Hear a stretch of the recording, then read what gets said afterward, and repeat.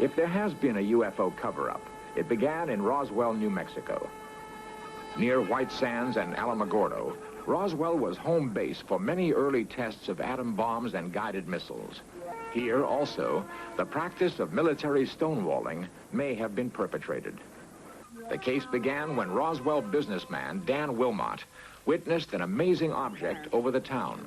His son tells the story. This was their home in July of 1947, and it was one summer evening. They were sitting out here. Dad looked up in the west and saw an object that came down and had lights blinking, and it was rather frightening to him, but he said all of a sudden it seemed to rock a little bit and sort of counterbalance itself, wiggle a little bit, and then seemed to settle down and take off at a rapid rate of speed. The next day, reporters heard that the Air Force had found fragments of the mystery object crashed on a remote ranch northwest of Roswell. Excitement ran high until officials announced it was only a weather balloon. Major Jesse Marcel, in charge of the operation, now tells a far different story. They took pictures, of course. They had a whole flock of microphones there. They wanted me they wanted some comments from me, but I wasn't at liberty to do that. So all I could do is keep my mouth shut. And General Ramey is the one who discussed, told the newspapers, the newsmen, what it was and to forget about it. It was nothing more than a weather observation balloon. Of course, which we both knew differently. Major Marcel had to keep silent because of his strategic position at that time. He was in charge of all security and intelligence on atomic tests in the United States and the Pacific.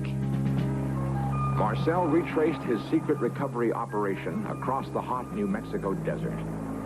We left Roswell perhaps around 3:30 or 4 o'clock in the afternoon. As you can see, it's flat. It is very difficult. In fact, with just verbal directions, we never would have found it. We had to follow the rancher out there. The crash site was so remote, it took an entire day to drive there. The following morning, we went out to the site where the crash was. And what I saw, I couldn't believe. There was so much of it. It was scattered over such a vast area.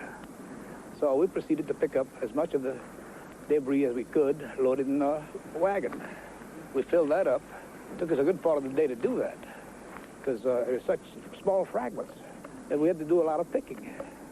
We found a piece of metal about a 1.5 to 2 feet wide and about 2 or 3 feet long.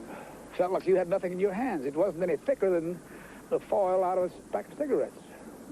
But the thing about that got me is that you couldn't even bend it. You couldn't bend it. Even with a sledgehammer, would bounce off it. So I knew that I had never seen anything like that before. And as of now, I don't know what it was. There is new evidence that the FBI then got into the case with a different cover story. Lawyer Peter Gersten, searching through declassified government documents, came across a mention of the Roswell case. One of those documents related to an incident in Roswell, New Mexico, which indicated that the object which had crashed was an experimental kite. The FBI investigated the incident and determined that it was terrestrial, that it was from an organization which had been doing research in experimental kites. What did crash in this desert? A UFO? A weather balloon? A radar-reflecting kite? It was not anything from this earth that I'm quite sure of, because being an intelligence officer, I was familiar with just about all materials used in aircraft and our air travel. This was nothing like that. It could not be. It could not have been.